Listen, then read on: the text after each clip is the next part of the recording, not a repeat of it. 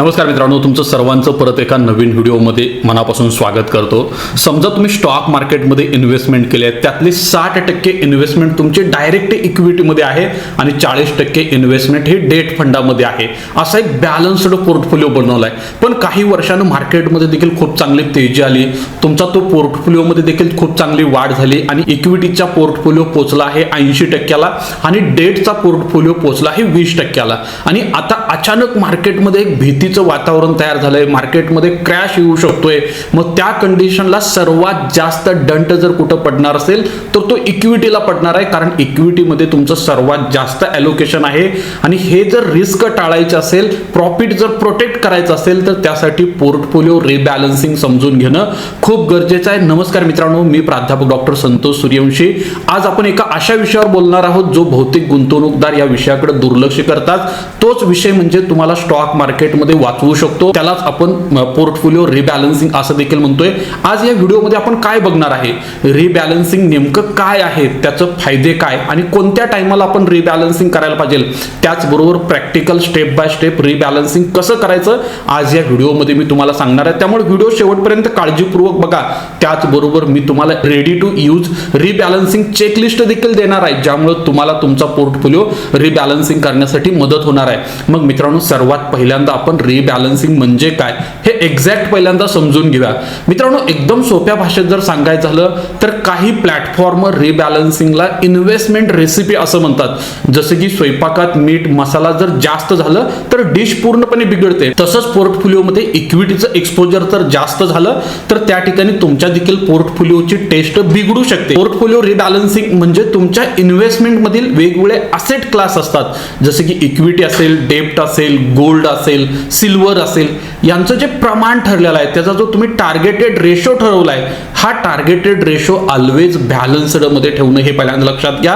आपण यामध्ये काय करत असतो, ज्या असेट क्लासमध्ये खूप सारी इन्व्हेस्टमेंट झाले, जी इन्व्हेस्टमेंट खूप चांगल्या पद्धतीने वाढले, त्यातली इन्व्हेस्टमेंट विकतो आणि ज्या ठिकाणी कमी इन्व्हेस्टमेंट आहे त्या ठिकाणी ती इन्व्हेस्टमेंट शिफ्ट करतो। जसं की एक्झाम्पल जर सांगायचं झालं, समजा तुमचा प्लॅन होता 60% इक्विटी 40% डेब्ट आणि मार्केट वाढलं, इक्विटी देखील वाढली आणि तुमचा पोर्टफोलिओ देखील वाढला। आता इक्विटीचं एक्सपोजर झालंय 80% आणि डेट आलंय 20%ला। मग आता तुमची रिस्क देखील काय झाली हो, ऑटोमॅटिक वाढली। मग रिबॅलन्सिंग करताना तुम्हाला इक्विटीचा काही भाग विकून तो डेट मध्ये टाकावा लागेल, जेणेकरून काय होईल, हा तुमचा जो रेशो आहे 60-40चा सुरक्षित राहील।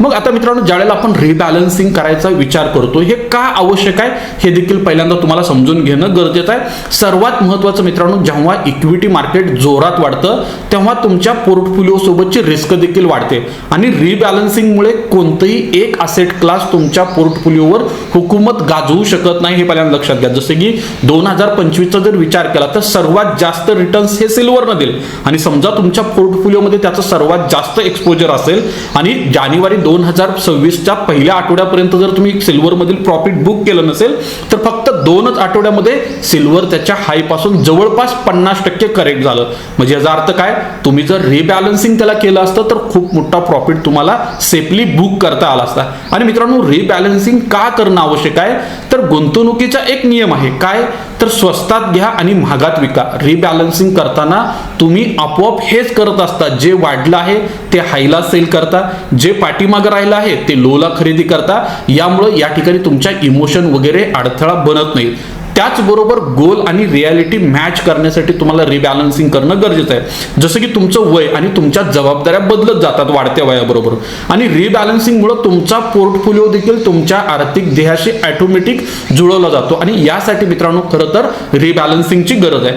आता मित्रांनो, रिबॅलन्सिंगचं 2 महत्त्वाचे प्रकार आहेत, हे तुम्हाला समजून घेणं गरजेचं आहे। पहिला आहे टाइम बेस्ड आणि दुसरा आहे मर्यादेनुसार म्हणजे थ्रेशहोल्डनुसार। आता मित्रांनो, टाइम नुसार जर रिबॅलन्सिंग करायचं तर नेमकं कसं केलं जाऊ शकतं, तुम्ही ठरवता मी वर्षातून एकदा काय करणार आहे, एप्रिल महिन्यामध्ये, जून महिन्यामध्ये किंवा डिसेंबर महिन्यामध्ये किंवा 6 महिन्यानंतर माझा पोर्टफोलिओ चेक करणार।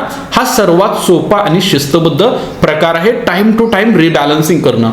आणि दुसरा प्रकार जो आहे ना, थ्रेशहोल्ड बेस्ड, म्हणजे इथं तुम्ही एक लिमिट बँड निश्चित करता, जसं की 5% प्लस मायनसचं आपण एक बँड निश्चित केलं। तुमच्या इक्विटीचं ॲलोकेशन 60% आणि तुम्ही ठरवलं की 55% खाली आलं किंवा 65% वर गेलं तर मी काय करणार, त्याला रिबॅलन्सिंग करणार. जोपर्यंत या रेंजमध्ये आपला पोर्टफोलिओ तोपर्यंत आपण या ठिकाणी काही करत नाही. मग जे मार्केटमधले एक्सपर्ट आहेत ते काय म्हणतात, तर कॉम्बिनेशन अप्रोच या ठिकाणी बेस्ट आहे. म्हणजे वर्षातून एकदा तर रिव्ह्यू करायचाच, पण मार्केटमध्ये जर खूप मोठा मोमेंटम असेल तर गरजेनुसार त्या ठिकाणी देखील आपल्याला ॲलोकेशन करणं गरजेचं राहतं, रिबॅलन्सिंग करणं गरजेचं राहतं.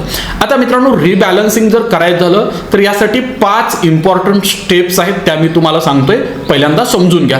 आता मित्रांनो, आपण ह्या 5 पद्धतीनं काय करू शकतो, पूर्ण पोर्टफोलिओ चेकलिस्ट करू शकतो आणि त्याच्या सहाय्याने आपला पोर्टफोलिओ आपण टाइम टू टाइम रिबॅलन्सिंग करू शकतो. पहिला मुद्दा, असेट ॲलोकेशन.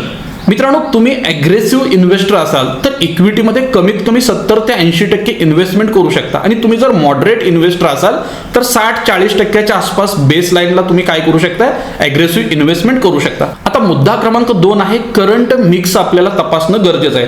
म्हणजे सगळे म्युच्युअल फंड, सगळे स्टॉक, पीपीएफ, गोल्ड, सिल्वर किंवा अजून तुमच्या ज्या इन्व्हेस्टमेंट आहेत ना, त्या सर्व इन्व्हेस्टमेंट एका कागदावरती किंवा एक्सेल शीटमध्ये घ्या आणि त्याचं पर्सेंटेज काढा. म्हणजे इक्विटी मध्ये आपलं एक्सपोजर किती आहे, गोल्ड मध्ये किती एक्सपोजर आहे, म्युच्युअल फंड मध्ये किती एक्सपोजर आहे, रिअल इस्टेट मध्ये आपलं किती एक्सपोजर आहे, हे सगळं कॅल्क्युलेशन काय करू शकता, त्या ठिकाणी तुम्ही करू शकता. मग त्यानंतर आपल्याला मुद्दा येतो गॅप शोधून काढण्याचा. मग ह्या एक्सेल शीट मध्ये आपल्याला गॅप कुठे लगेच लक्षात येतं. समजा आपलं इक्विटीचा टार्गेट 60% आहे आणि ऍक्च्युअली सध्या आपली इन्व्हेस्टमेंट इक्विटीमध्ये 70% आहे, म्हणजे 10% या ठिकाणी काय झालं, एक्सेस गॅप तयार झालाय. मग त्या ठिकाणी तुम्ही 10% इक्विटी काय करू शकता, सेल करू शकता आणि ज्या ठिकाणी हा गॅप कमी आहे त्या ठिकाणी ही इन्व्हेस्टमेंटसाठी वापरू शकता. 4 नंबरची स्टेप बनते मित्रांनो, बाय आणि सेलचा प्लॅन करणं. कोणते फंड्स विकायचे, जे ओव्हर कॉन्सन्ट्रेट आहेत म्हणून विकायचे, ज्यांनी खूप जास्त रिटर्न दिले तिथून प्रॉफिट बुक करायचं. 4 नंबरची स्टेप खूप महत्वाची आहे, बाय आणि सेलचा प्लॅन करणं. कोणते फंड्स विकायचे, जे ओव्हर कॉन्सन्ट्रेट आहेत ते किंवा ज्यांनी खूप जास्त रिटर्न दिलेत ते, तिथून प्रॉफिट बुक करा आणि पैसा कुठे टाकायचा, जे असेट क्लास, डेट, गोल्ड असेल, इक्विटी असेल, कमी झाले तिथंही इन्व्हेस्टमेंट करायची. आणि मित्रांनो, एक गोष्ट लक्षात ठेवा, एकदम सगळं बदलण्यापेक्षा हळूहळू बदलणं कधीही चांगलं असतं. आणि 5 नंबरची स्टेप आहे मित्रांनो, टॅक्स आणि एक्झिट लोड तपासणं. हे विसरू नका आणि हे केल्यानंतरच फायनल ट्रान्झॅक्शन तुम्हाला त्या ठिकाणी करायचं आहे. जर तुम्ही हे चेक न करता जर गेलं तर टॅक्स लागू शकतो, एक्झिट लोड देखील तुम्हाला लागू शकतो.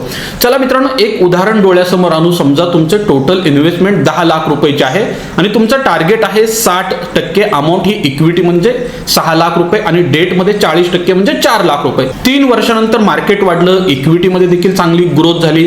आता इक्विटीचा पोर्टफोलिओ झालाय 9 लाखाचा, डेटचा पोर्टफोलिओ देखील झालाय 4.5 लाखाचा. म्हणजे टोटल तुमची सध्या मार्केटमध्ये इन्व्हेस्टमेंट झाले 13.5 लाख. मग नवीन रेशोनुसार इक्विटी आपली 67% आणि डेट आपलं 33% झालं.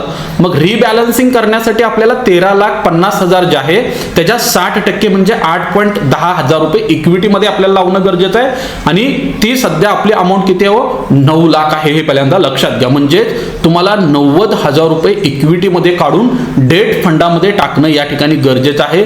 यालाच म्हणतात मित्रांनो प्रॉफिट बुकिंग किंवा रिस्क मॅनेजमेंट. हे पहिल्यांदा लक्षात घ्या. पण थांबा मित्रांनो, काही गडबडीत चूक होऊ शकते. रिबॅलन्सिंग करताना या गोष्टी तुम्हाला ऑलवेज विचारात घेणं गरजेचं आहे. पहिला मुद्दा आहे टॅक्सेशन.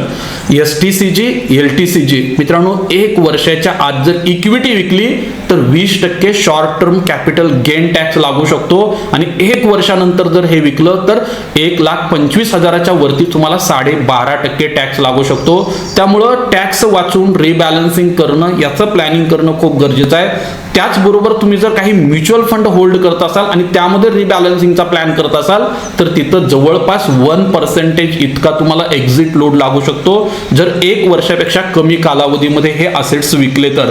मग मित्रांनो, आपल्याला या ठिकाणी एक स्मार्ट ट्रिक वापरायची आहे. जुनं युनिट्स विकण्याऐवजी तुम्ही काय करा, पुढची नवीन इन्व्हेस्टमेंट, न्यू SIP किंवा लमसम जे करायचे आहेत ना, ते जे असेट क्लास कमी झाले ना त्यामध्ये करा. डेट मधली इन्व्हेस्टमेंट त्या ठिकाणी थांबवली तरी देखील चालू शकतं. म्हणजे असं जर केलं तर तुम्ही डेफिनेटली काय व्हाल, त्या ठिकाणी टॅक्सेशन पासून पण वाचाल आणि ऑटोमॅटिक तुमचं रिबॅलन्सिंग पण व्हाल. पण मित्रांनो, अजून काही कॉमन मिस्टेक्स आहेत, ह्या तुम्हाला टाळणं खूप गरजेचं आहे. दर महिन्याला रिबॅलन्सिंग करण्याची काही गरज नाही.